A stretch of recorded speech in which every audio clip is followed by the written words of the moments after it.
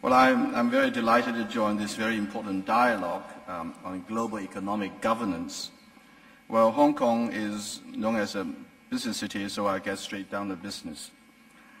Well, in the past year, we've experienced what many of us will be the worst global financial crisis in our lifetime. Concerted international efforts and extraordinary domestic measures have been able to stave off even more serious disasters. While some economies have seen the waning of the recessionary tide, the fundamentals of many economies remained impaired. Recovery from the turmoil will be gradual at best, and there will be bumps along the way. Gyrations in the financial markets and bubbles in asset markets remain ahead of us.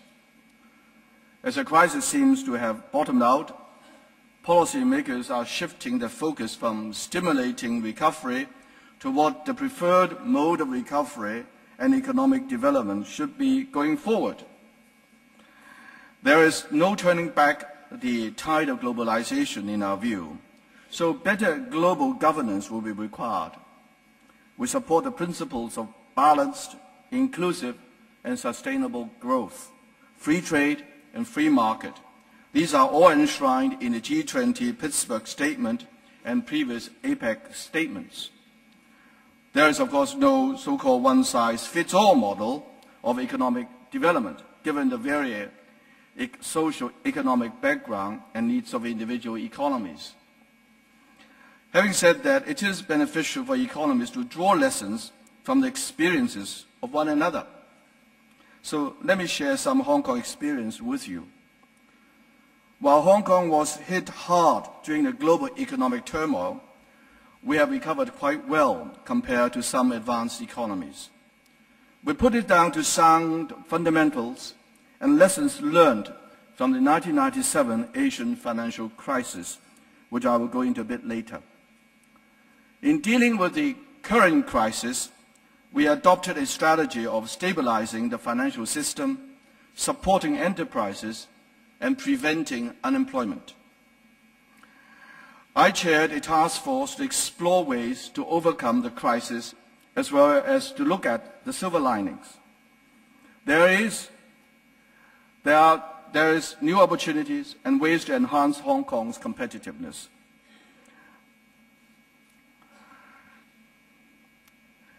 On the back of a stabilizing global economy and renewed growth momentum in the mainland of China, our measures are paying off.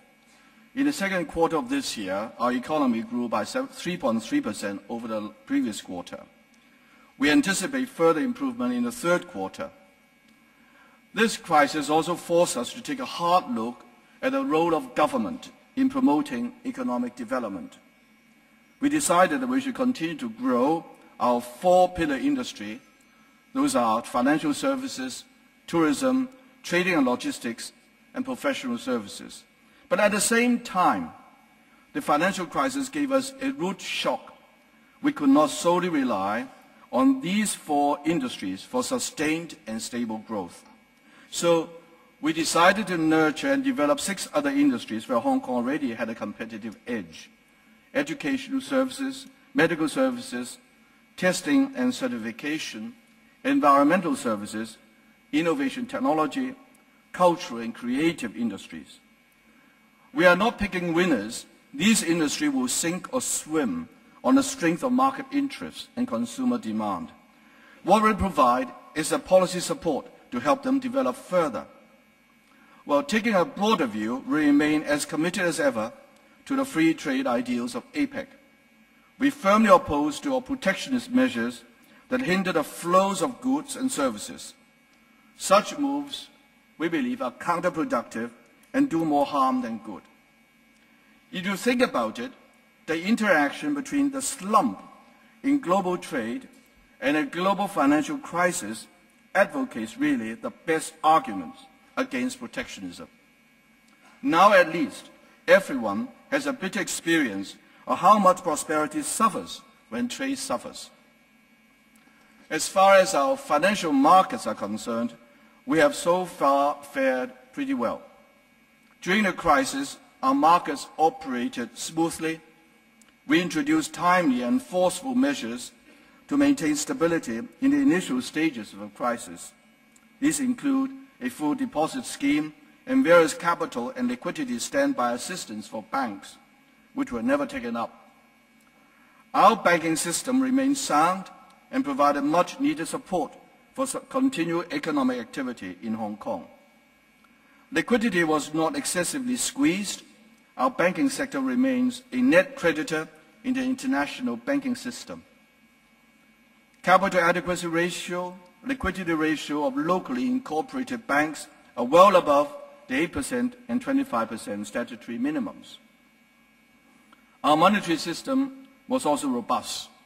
Even under very stressful international conditions, the Hong Kong dollar exchange rate against the US dollar remained stable under a currency board system.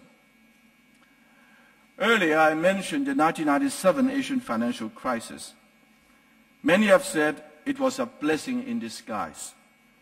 The 1997 crisis allowed many Asian economies to realize their weaknesses.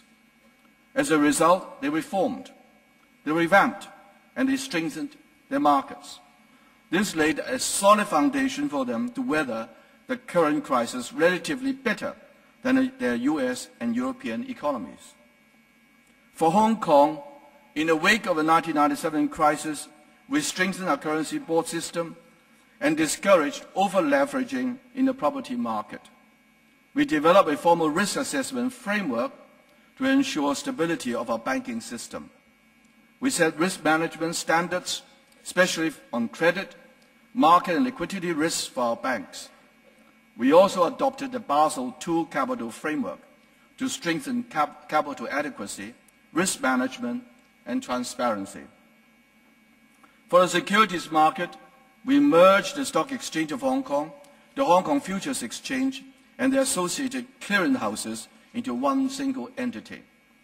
We transferred the function of supervising intermediaries to the Securities and Futures Commission. We also established a robust system interface between the Hong Kong real-time, multi-currency payment systems and bond settlement system. This has provided a safer and more efficient settlement channel for Hong Kong dollar, US dollar, and euro-denominated bonds, which helps to reduce settlement risks. All of these reforms enhance our ability to weather the current crisis. The process of recovery and repair worldwide is still incomplete. Economies must sustain the necessary policy response for balanced, inclusive, and sustainable growth, and drop exit strategies in a coordinated manner. Reform of the global financial architecture should remain a top priority on the action agenda.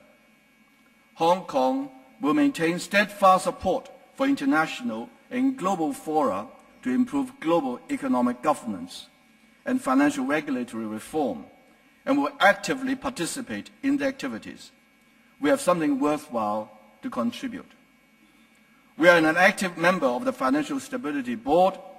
We are represented in all of 3 standing committees of the board, providing advice and expertise on vulnerabilities assessment, regulatory cooperation, and standards implementation issues. This is a role that we will willingly and wholeheartedly accept. We also take concrete action to translate high-level principles agreed at the Financial Stability Board immediately into practical guidelines for implementation in Hong Kong. For instance, following the release of the principles of sound compensation practices in April this year and the implementation standards in September, we have already drafted a guideline on sound remuneration system for industry consultation in October. We plan to promulgate the guidelines by the end of the year. So looking ahead, we are mindful that financial overregulation may dwarf the recovery path. We are closely following international discussions on the regulation of hedge funds and credit rating agencies. We support measures conducive to active due diligence and risk monitoring and to reducing the risk of financial instability.